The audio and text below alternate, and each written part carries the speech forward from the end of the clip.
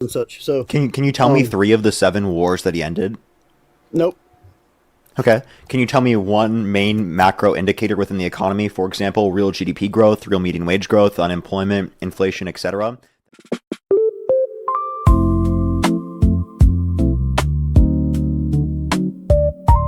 Alrighty.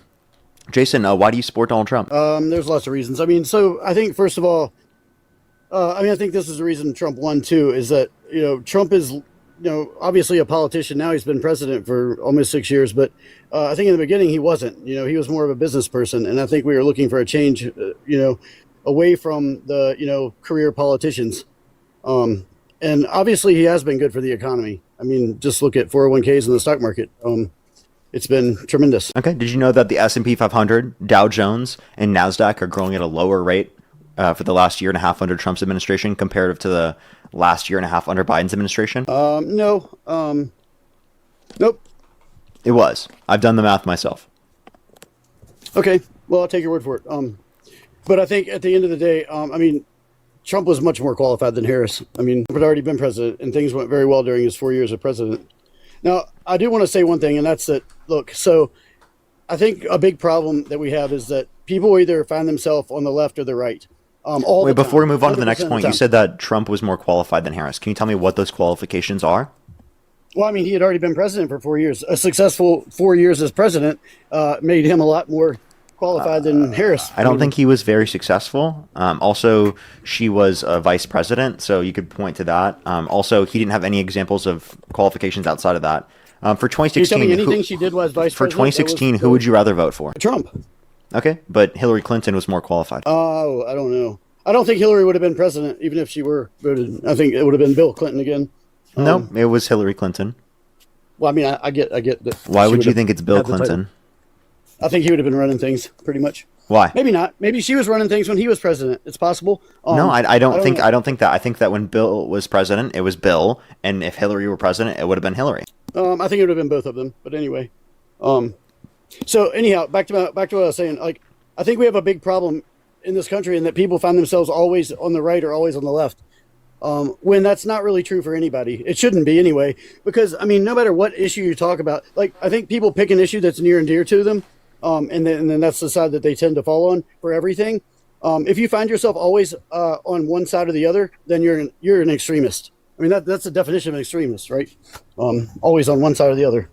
So I'm not saying that I love everything about Trump, but I would certainly vote for him again. And I think that I think he's doing a great job.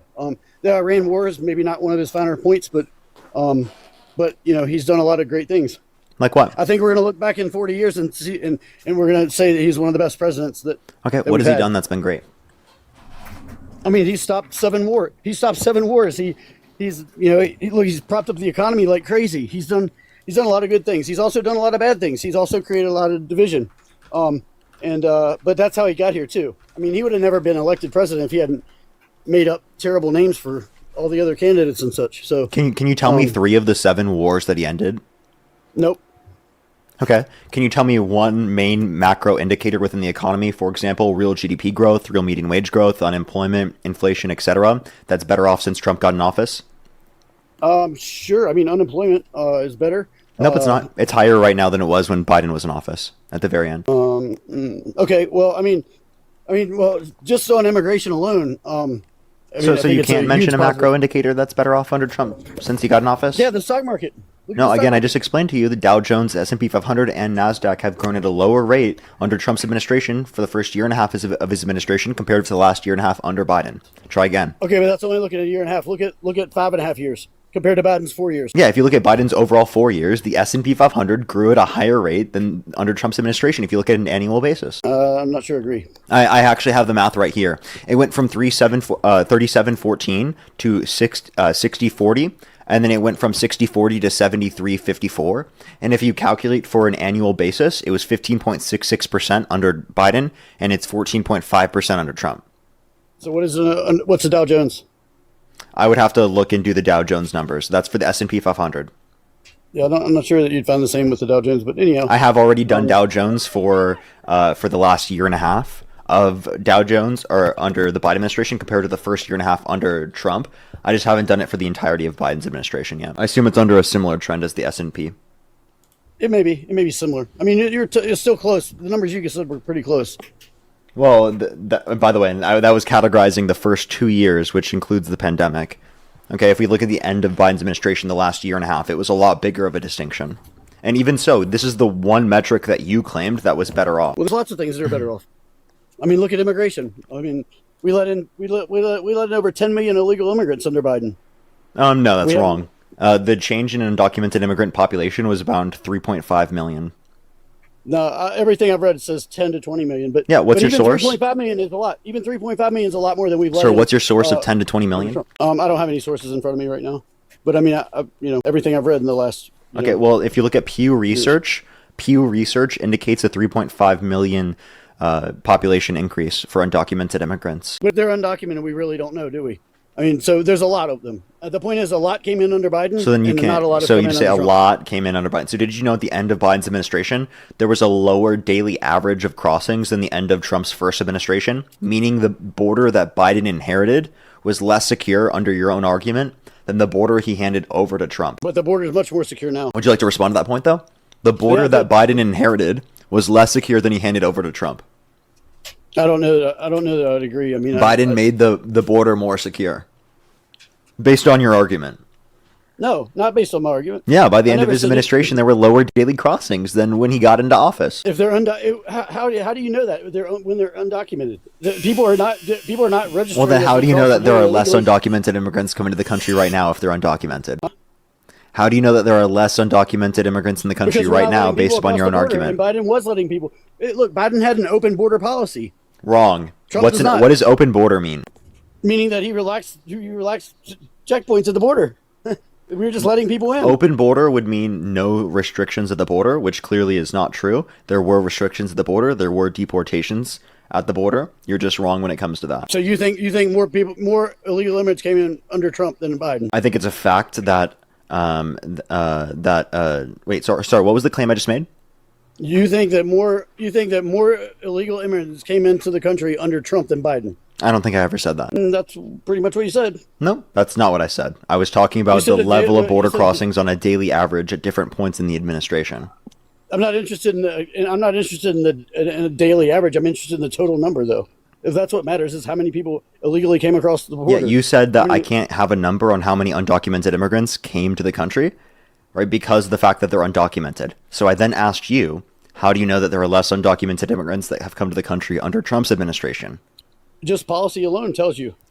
Wait, no, but you can't estimate this because they're undocumented. Sure you can. I mean, if okay, sure you can. Sure you can. You just argued against that like literally 45 seconds ago, sir. No, you may not know exactly how many, but we do know that one president is actively not letting people cross the border, and another president is. It's given that there's more people. What policy did Biden pass that allowed for undocumented immigrants to go across the border? He relaxed all the border checks, right? I mean, by passing what policy? It was just his policy. What policy? I don't know the name of his policy. I mean, that's the Open Border Act, actually. Okay. Yeah, come on, man. You got to know what you're referencing. Otherwise, it's just nonsense. It's not nonsense. It is. No. Okay, so your claim is that more illegal immigrants came into the country under Trump than Biden. That's not my claim. That's what you're telling me. That's not my claim. That's what you're telling me. No. I said Biden didn't pass a policy to open the border. That's what I said. I said Biden didn't pass a policy to open the border or to allow undocumented immigrants into the country. He may not have had a policy, but he did it. Okay. So then how did he do it if it wasn't by a policy? I mean, call it what you want. I mean, how do you do it? Probably via the budget. Via the budget means you have to pass a policy to influence the budget, right? So what policy? You have to pass a policy to influence the budget? I don't know.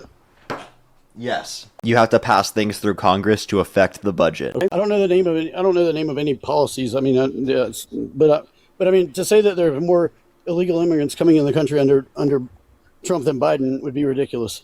That's not what I said. I have literally never said that on an overall standpoint. You said daily crossings were higher under Trump than daily crossings under Trump's administration at the end of his administration were higher than daily crossings at the end of Biden's administration.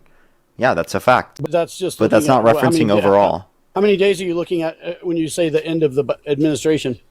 The last few months of the administration on a daily average, or last year, you could even say. Where does that data come from? It's directly from the DHS. You can find it on a Politico article. A Politico article cites the fact that you could just look up, guess how much the border crossings were at the end of Biden's administration. I'm pretty sure that's the title. I've cited it on my live stream countless times. Okay. Or no, it was guess how much the border crossings plummeted after Biden put in a new policy. That's what it was. So I'm interested. So switching topics, I'm interested in why you think Trump is a rapist. I mean, like, don't you think if there was any evidence whatsoever to show that Trump was a rapist, that the Democrats would have prosecuted him by now? I mean, of course they would have. I mean, you've got half the country that absolutely hates the man and would like to see the man, in prison or dead. So if there was any evidence in the world that showed that he had raped somebody, don't you think he would have been prosecuted?